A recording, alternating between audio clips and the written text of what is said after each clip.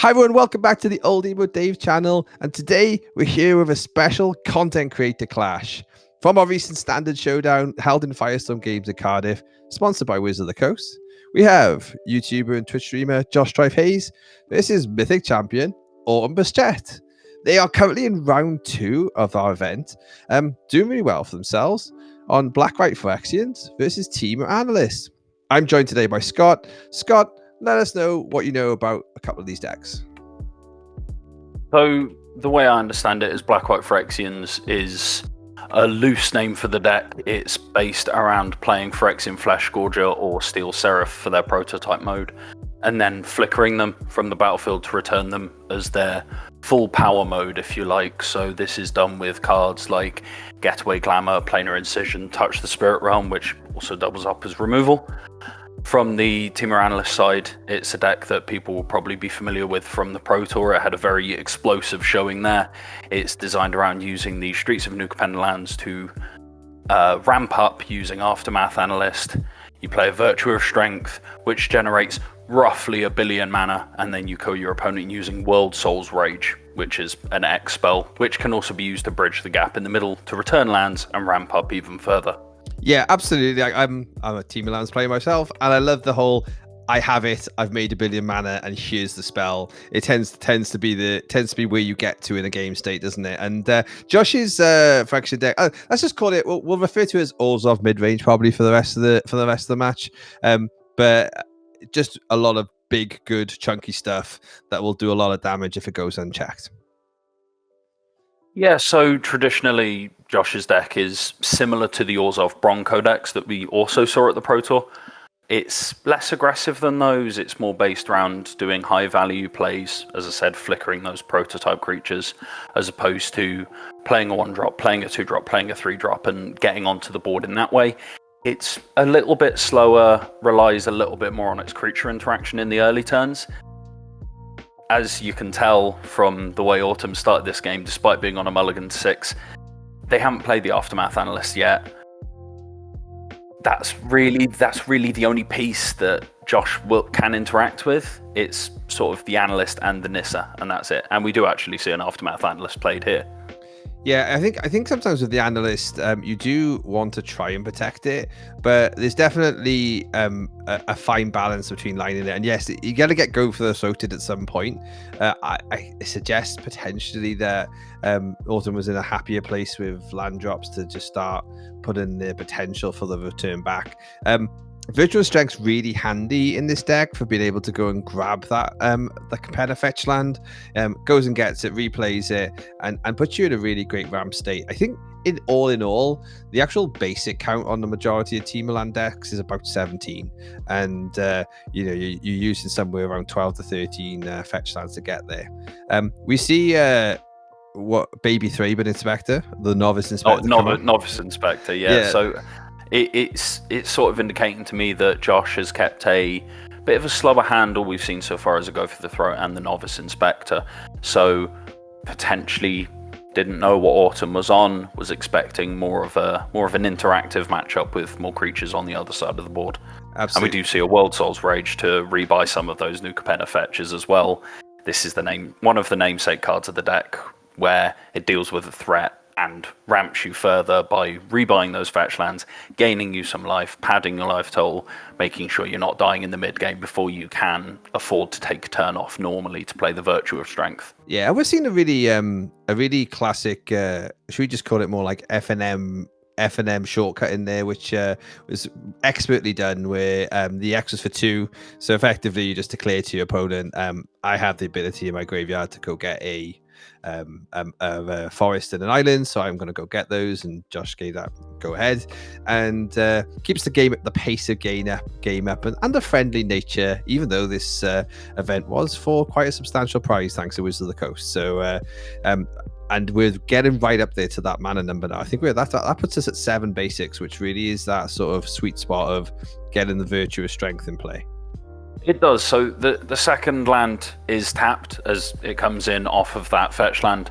So Josh is cracking the clue here, and Autumn, being ever the perfectionist, is casting a Memory Deluge in response, just in case there is any interaction out of that 1 blue source that Josh does have it. It is a small blue splash in this deck from what I've seen, mainly for planar incision and a couple of sideboard pieces.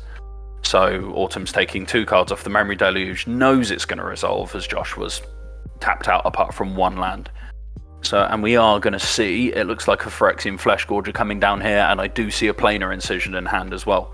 So that is essentially a 5 mana 8/6 menace lifelink ward, pay 8 life. Yeah, so the strat in any standard game that would be quite a big problem. Yes, but this is not a standard deck. No, right, and the strategy here, isn't it? Yeah, it's played on prototype, effectively put it out there, hold up the planar incision. So if there is any interaction, just not necessarily knowing that yet. As one of our content creators here for the evening, put together a great deck. That, by the way, I'll definitely to be given that. But Team Analyst being one of these more newer tech, high power, decks.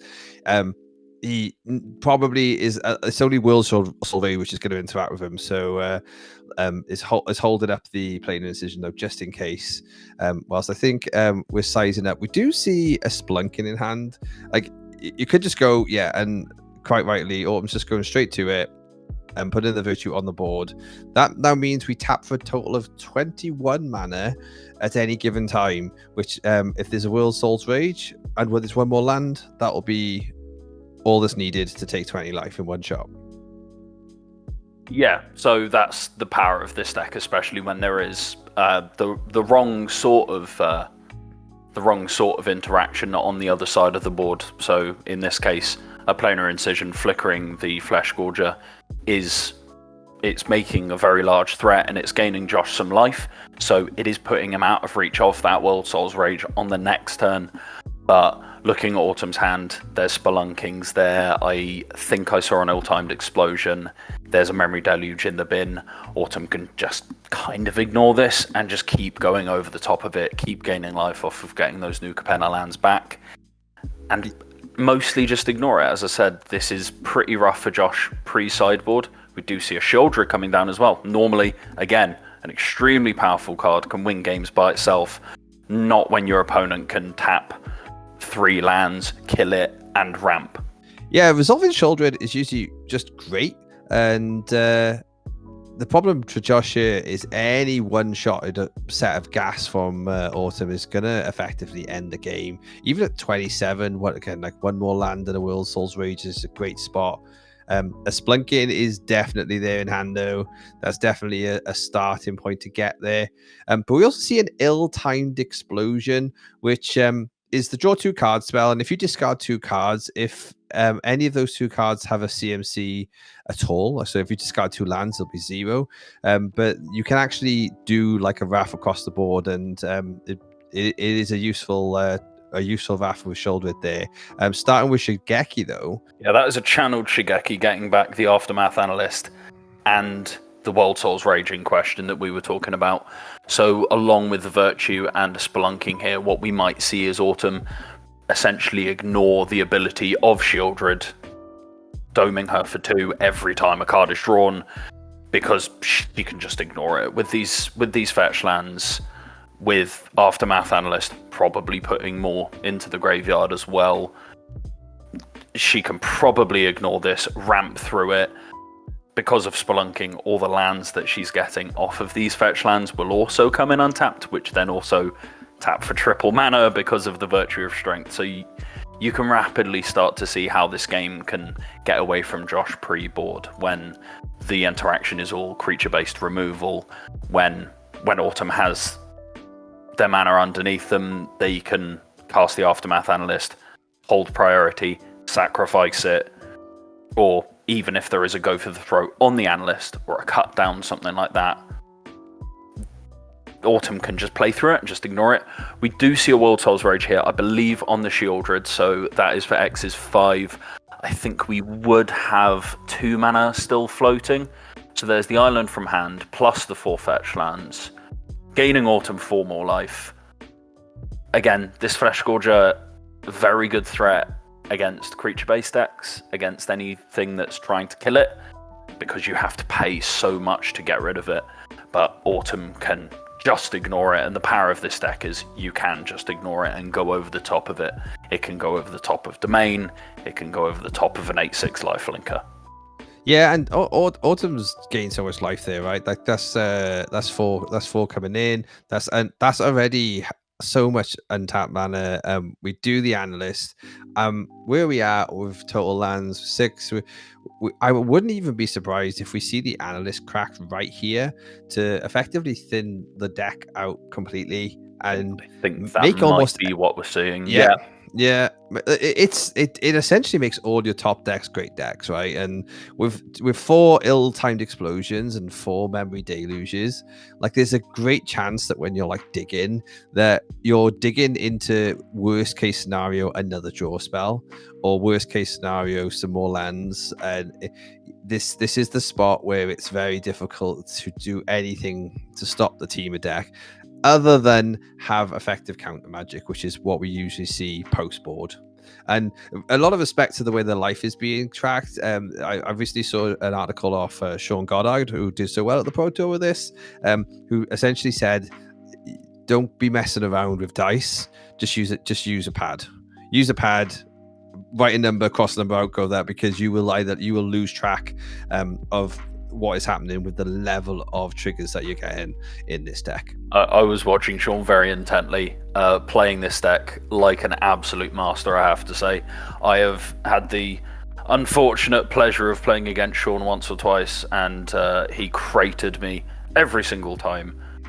We see a Virtue of Strength, getting back the Shigeki. That's the loop that you can pull off with this deck, where it's your only limitation is mana. When everything is rolling, your only limitation is mana, because you can channel Shigeki, get whatever you want back, use the Virtue, get the Shigeki back, keep going.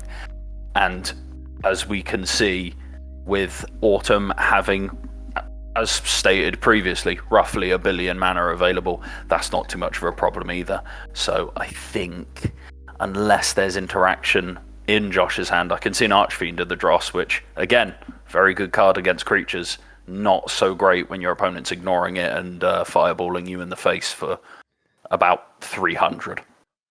Yeah, I tell you, like, big respect to Josh's like deck build and tempo. They themselves are on 7 lands and have played this out like a very neatly packaged mid-range deck. But we see a total of 17, I believe, at this point. 16 on Autumn's side. We're not on turn 16 of this game, but it's just been quite expertly put in a position to probably win the game on the next turn now with the Shigeki loop, with no interaction sitting there for Josh. I think, to be honest, we see a memory deluge out of hand here. I think it's just elementary for Autumn at this point. They untap, cast second Virtue, and then all of their lands are tapping for 9. They have 2 still floating. So you are talking about, I believe, that is 117 mana. That's with nothing out of hand. That is just playing the second Virtue and World Souls Raging. That gets the work done, and they have just Shigeki back channel. Hand. Yeah. It's a build your own Atraxa sort of situation here, where, as I said, the limitation was mana. Mana's not the issue, so I think that reads as Autumn being 1-0 up in this game. And correctly respecting that Josh has blue in this deck. So going to making sure that those 2 World Souls, playing the third Virtue. All of my previously stated mana is irrelevant. This is, as I said, roughly 1 billion. I wonder if Autumn's going to count it all out for us, or if no. This is perfect. This is, I have enough mana to do this twice. Is there anything you can do? And Josh is taking a look, trying to like size up to any of these cards work here. Just leave in the comments how much mana this is. I think is probably the best. I think quick maths while I'm doing commentary, not the easiest. I believe that was a World Souls Rage for 135, leaving up about 80 mana just in case Josh had. Just in case we have to pay the Spade Pillars. Yeah, if there's a make disappear, spell pierce, something like that. Just making sure that Autumn can pay for it. Obviously, a very neat player, cannot help playing nothing but correctly, even at F&M level. when she so thankfully came down and humbled everyone by cleanly going 4-0 in this event. Giving a little spoiler there, but as I said, this is a rough matchup for Josh. Absolutely. And we will have later on in the week the winners match from this event. The event which eventually decided who was going to faced off against Autumn there in the final matchup.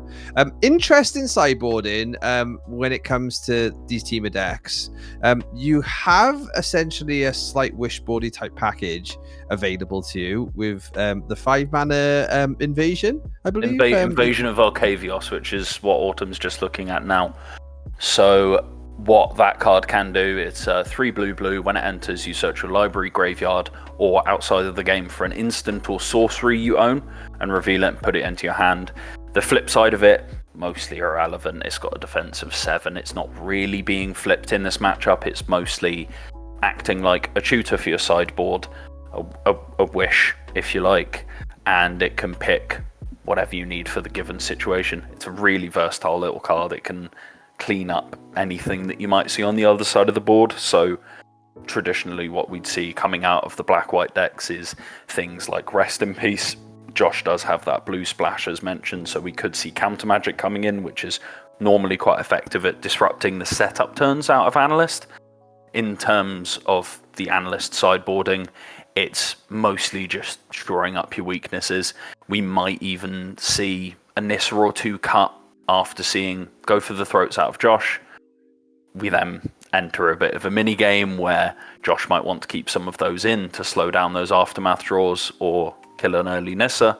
But then if Autumn doesn't play any creatures and just plays a land every turn, playing Memory Deluges and removal, acting like a team of control deck, then those Go for the Throats are dead in hand.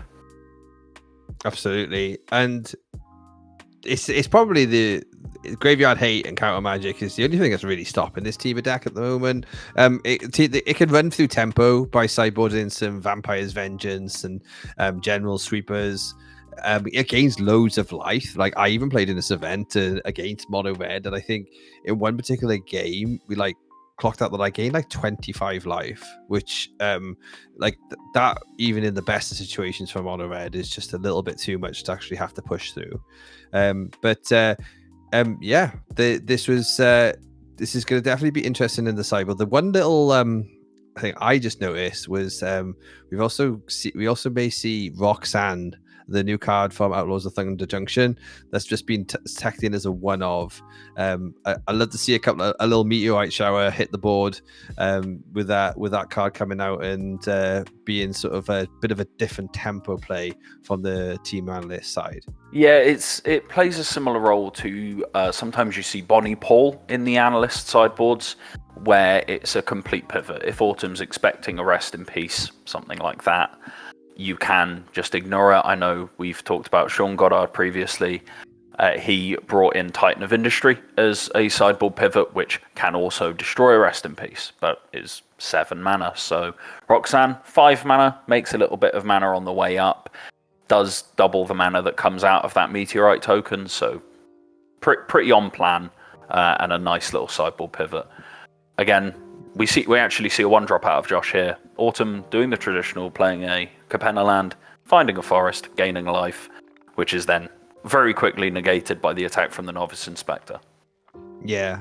Interesting lines as well on how to fetch. I believe obviously getting green is always your first fetch, and then depending on what you have from hand, if you're fetching again, you ideally the one thing you gotta make sure you hit is 2 blue for Memory Deluge, or potentially blue and a red for Ill-Timed Explosion on 4. But green is always the first thing you want to get, because you want to on either turn 2 get Analyst on board, or on turn 3 get Nissa in play and start that engine going. We're on 3 mana here from Josh. We missed I say we missed, but we didn't have a 2 mana play, but looks like we are going to be getting a Steel Seraph here on turn 3, playing on the prototype end of this. So currently a 3/3, which then can give all manner of effects. So that's Vigilance, Lifelink, or fly in to another creature until the end of turn. Tempo is the game, right? I think when you're up against these sort of combo decks and you're in Josh's position, you just need to be bigger and win faster in some of these situations. Yeah, I think you just need to present a reasonable clock and try and make sure that that comes through. So I can see there is a Touch the Spirit Realm and a Getaway Glamer in hand for Josh. So that Steel Seraph is going to be coming back bigger. That might be a planar incision on the front as well. So it looks like a lot of flicker effects, not a huge amount of interaction. We may see an attack from both here for 4, giving the Novice Inspector flying, as you said, just keeping up that clock, trying to get Autumn low enough where once you've flickered the Steel Seraph, maybe played another threat, you can be giving them flying, ignoring this Aftermath Analyst, which ordinarily acts as a pretty decent blocker, not when your opponent's entire board has flying. So this is the kind of situation where Josh can beat Autumn, is presenting a reasonable clock and looking at Autumn's hand. It looks like a lot of lands and not a huge amount of action in there. There is a Nissa coming down, but...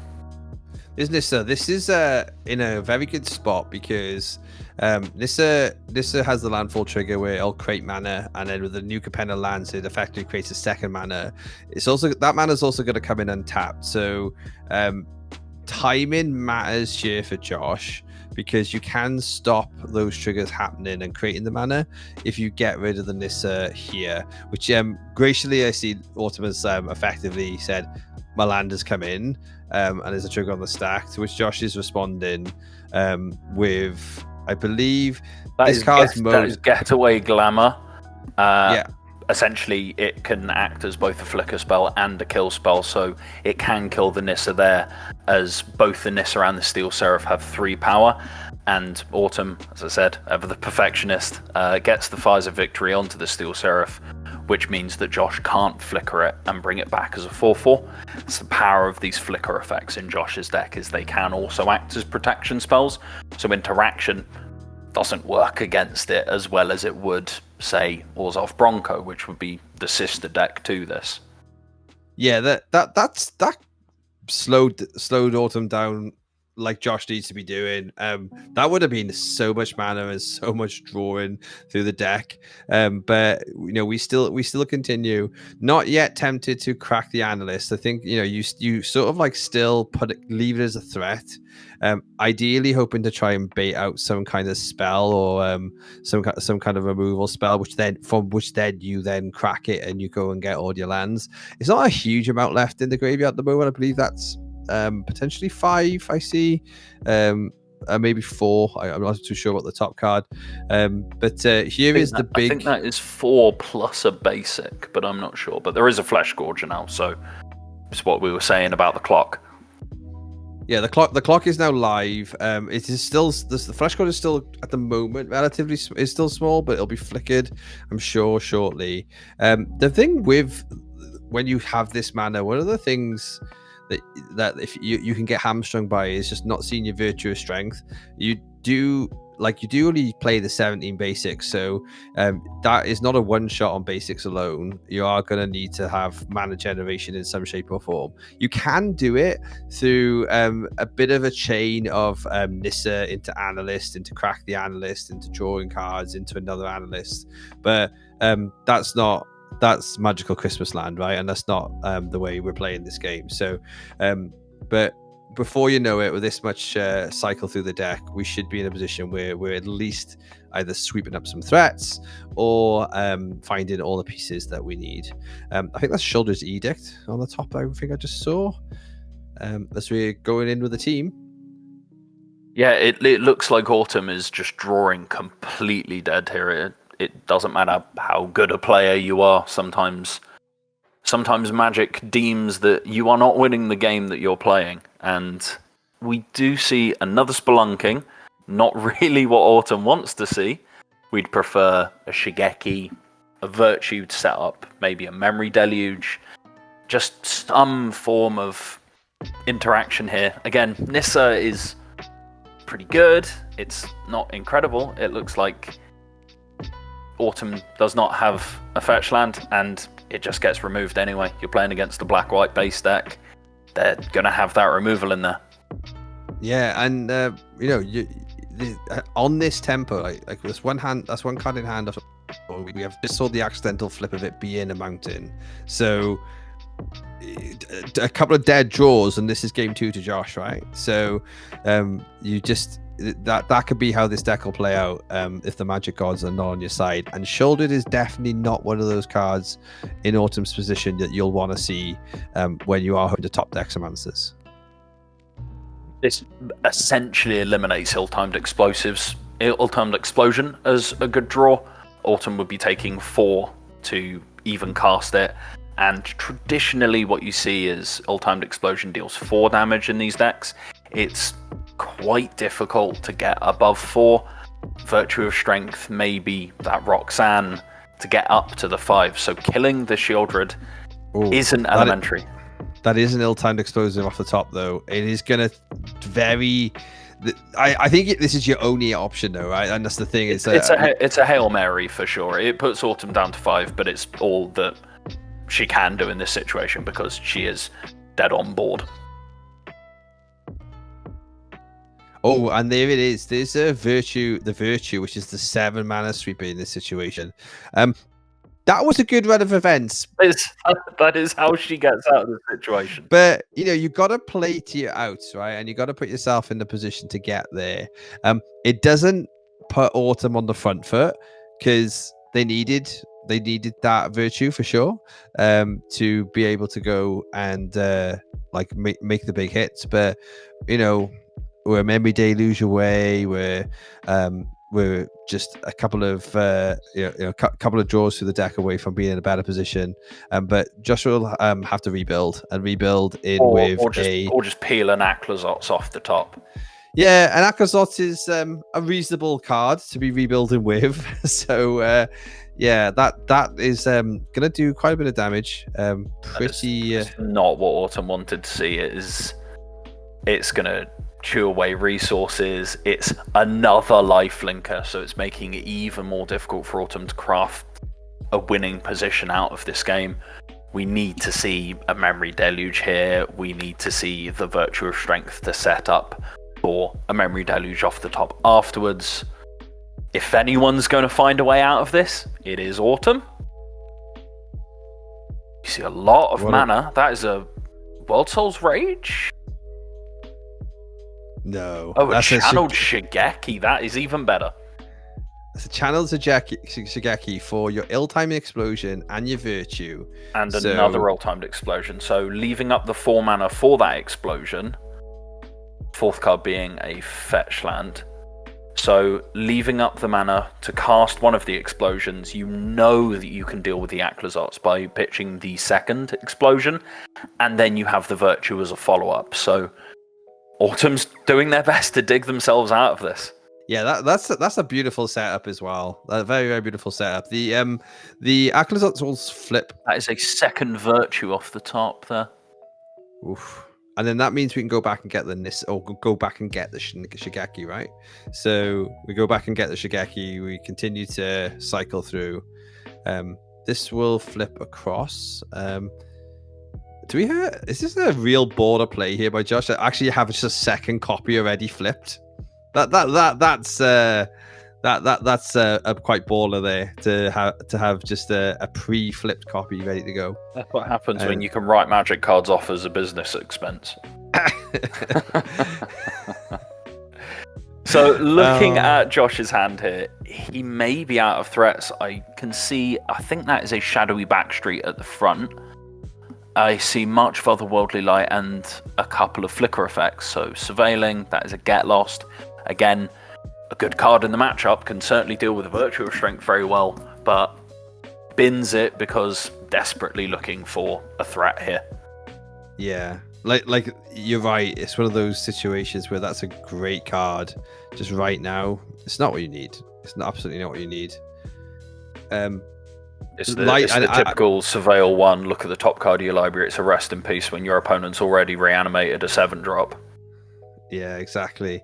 And I love that during this turn then, because of the wonderful setup, Autumn is already debating the sort of like the mana setup for the next turn.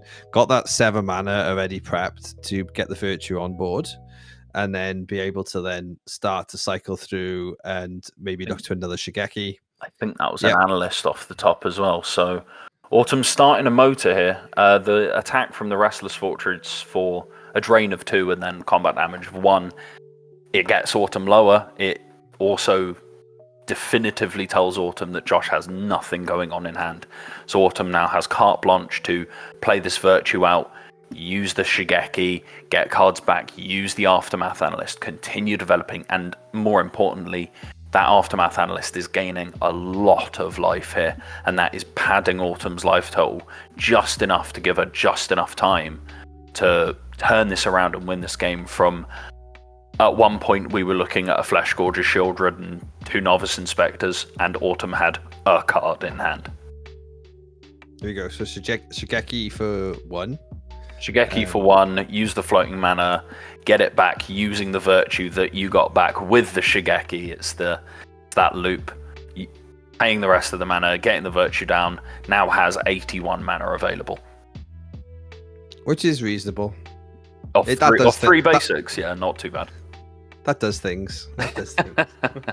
It does. It depends on the rest of. Or I can see a memory deluge there. With this is going to be a memory deluge. Look at 4 cards. Probably immediately flash it back. Look at another 7. Autumn obviously is in the position here where she doesn't feel threatened. She knows she can follow this up with the analyst and then crack it immediately to gain that life. Pad her life total. She's not too afraid of any haste threats out of Josh's deck. It's not mono red. It's black white. It's a slower deck.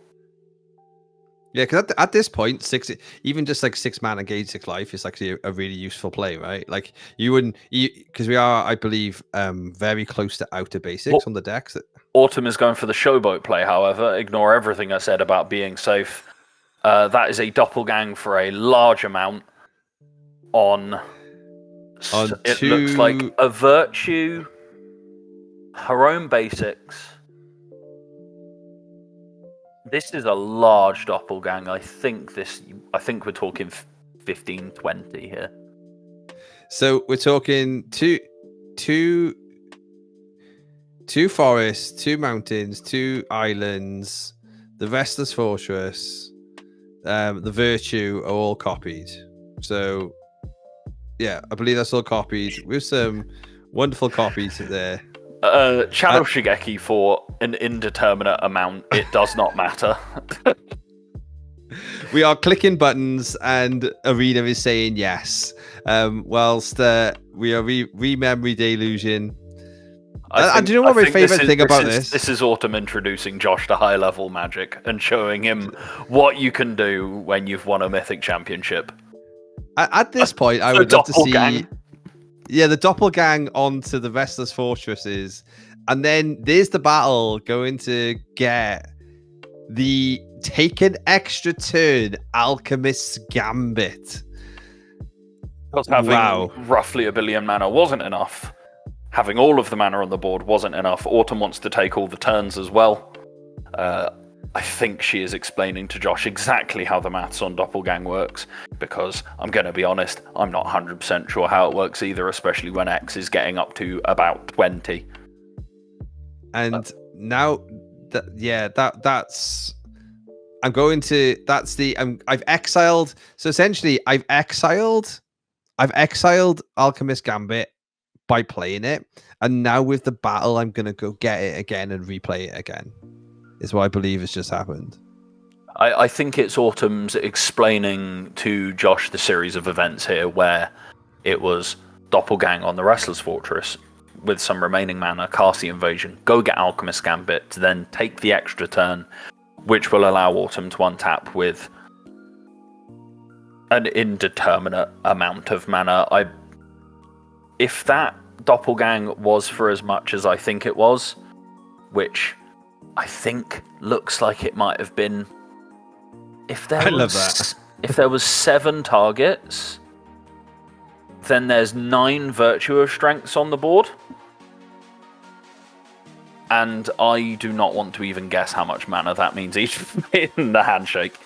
So I just love and know that Josh had a smile on their face whilst all of that was happening, because if it's anything I learned from playing against them and this whole event was people love playing Magic the Gathering in a good spirit and in a good mode in a great format that Standard is right now, and also basically seeing a masterclass like we saw this evening of Autumn Burchett during Standard Showdown. Do you have any final thoughts, Scott? I mean, that was a lot of Virtues of Strength and a lot of mana, and I can't wait to have another opportunity to be sitting next to Autumn when I hear Doppelgang for 20 when I was playing on the second table next to them, because I just burst out into laughter, to be honest. It's the only kind of situation where when you've been playing Magic for a long time, that's the kind of thing that you're here for. How big have you doppelganged is probably the question of the day for our YouTubers there. If you haven't already and you're still here, like and subscribe. Thank you very much. We'll be back with many more Magic the Gathering live paper matchups and a bit of MTGO and Arena too. Thank you all for watching. Thank you for Wizards for the support, and we'll see you all again soon.